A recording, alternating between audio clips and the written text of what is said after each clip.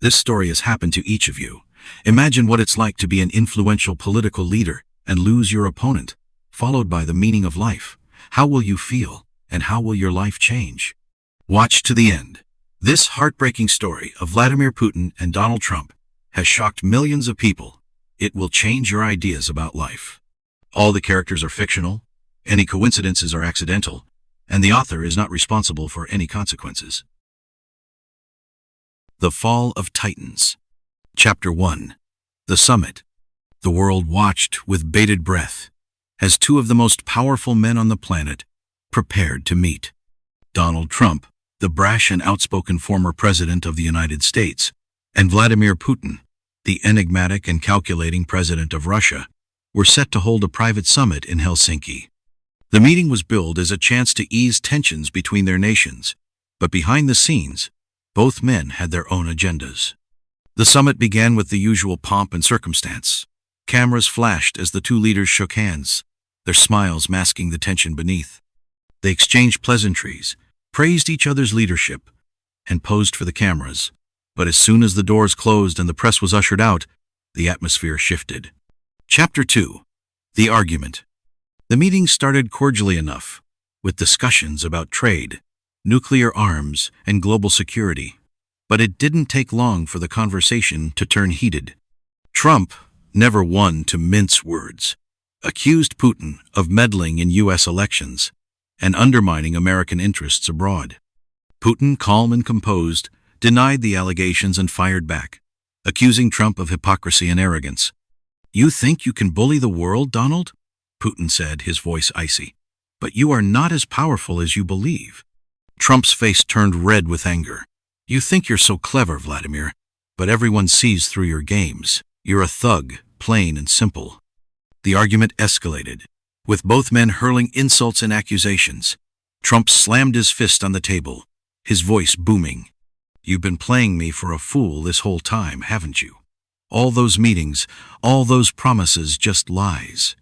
Putin leaned back in his chair, a smirk playing on his lips.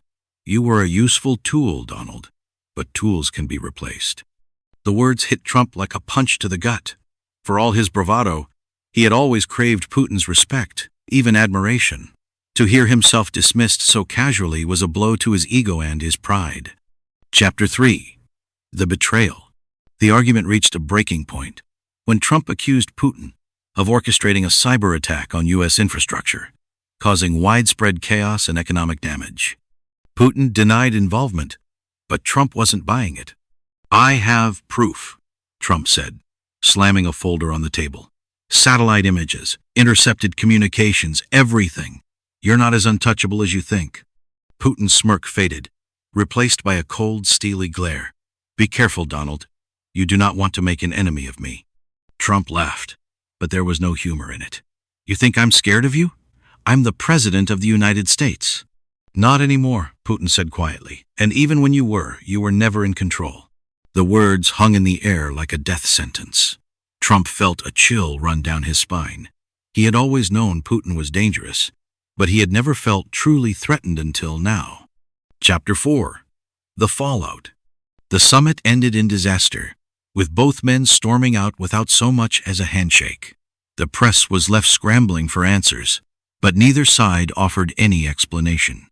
Behind the scenes, however, the fallout was immediate and devastating.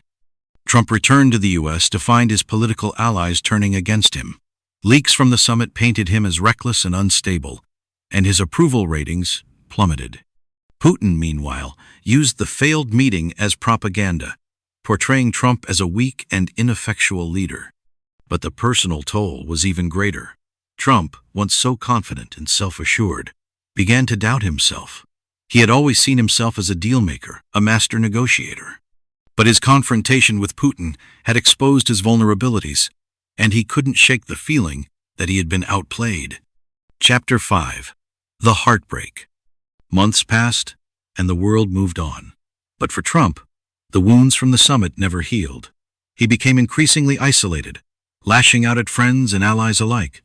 His family, once his greatest source of pride, began to distance themselves, unable to bear the weight of his anger and bitterness. One night, as he sat alone in his Mar-a-Lago estate, Trump received a call from an unknown number. Against his better judgment, he answered. "Donald," came Putin's voice, calm and measured, "I thought you should know the cyber attack you accused me of. It was not me. It was someone else, someone much closer to home." Trump's heart raced. "What are you talking about?" Putin chuckled softly. "You were so eager to blame me that you never stopped to consider the truth. Your enemies are not abroad, Donald. They are right here, in your own country." The line went dead, leaving Trump staring at the phone in stunned silence. He felt a wave of nausea as the realization hit him. He had been played, not just by Putin, but by his own people. Chapter 6. The Reckoning. The revelation shattered Trump. He spent days locked in his room, refusing to eat or sleep. His mind raced with thoughts of betrayal and revenge, but he knew he was powerless to act. His political career was over, his legacy in ruins. In a moment of desperation, he reached out to Putin, begging for help.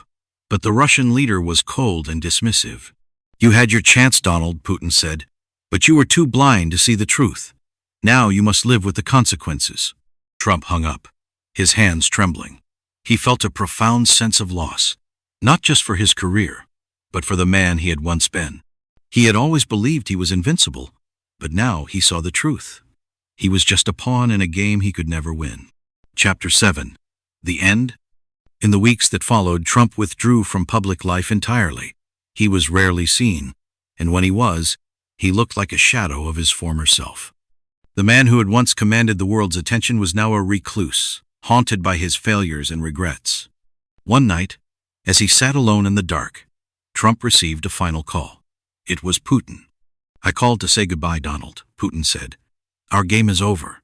You were a worthy opponent, but in the end, you were never a match for me." Trump didn't respond. He simply hung up the phone and sat in silence, staring at the wall. He felt a deep, aching sadness, not just for himself, but for the world he had once dreamed of leading. As the hours passed, the weight of his failures became too much to bear. In the quiet of the night, Donald Trump took his final breath, a broken man who had lost everything. Chapter 8. The World Reacts. News of Donald Trump's death spread like wildfire. Headlines around the globe declared the end of an era, with some mourning the loss of a larger-than-life figure and others reflecting on the controversies that had defined his life and career. Social media exploded with reactions, ranging from heartfelt tributes to scathing critiques. The world was divided, as it had always been when it came to Trump. In Moscow, Vladimir Putin watched the news unfold with a mixture of satisfaction and unease. He had won their final game, but the victory felt hollow.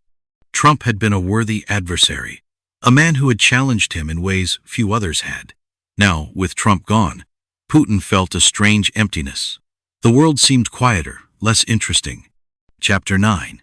Putin's Reflection. Putin sat alone in his office, the weight of his thoughts pressing down on him. He had always prided himself on his ability to outmaneuver his opponents, to stay one step ahead. But now, as he reflected on his rivalry with Trump, he began to question the cost of his victories. He thought about the phone call he had made to Trump in his final days. It had been a calculated move, designed to remind Trump of his defeat.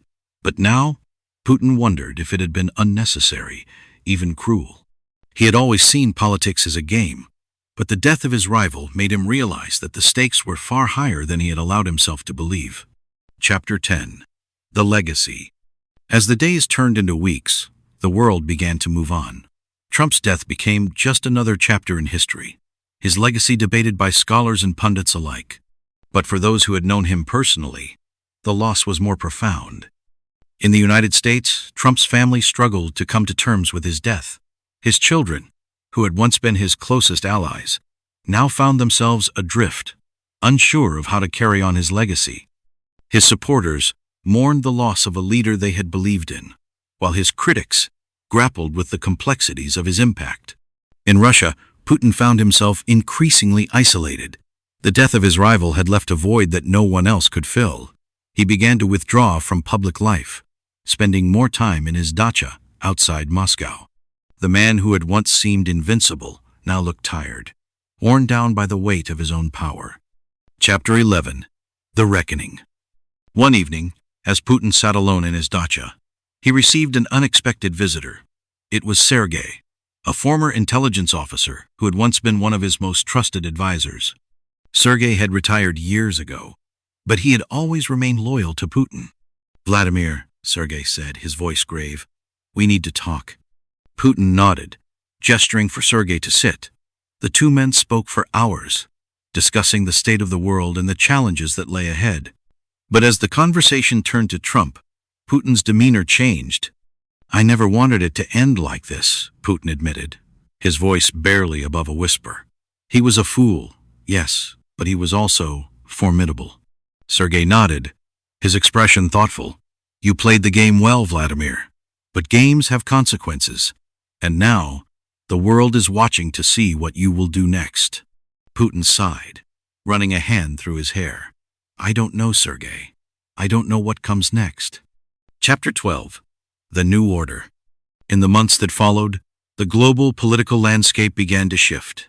With Trump gone, new leaders emerged, each vying for power and influence. The United States, once the dominant superpower, found itself struggling to maintain its position. Russia, too, faced challenges, as internal dissent grew and external pressures mounted. Putin, once the undisputed master of the game, found himself increasingly out of step with the changing world. His tactics, once so effective, now seemed outdated. The younger generation, hungry for change, began to question his leadership.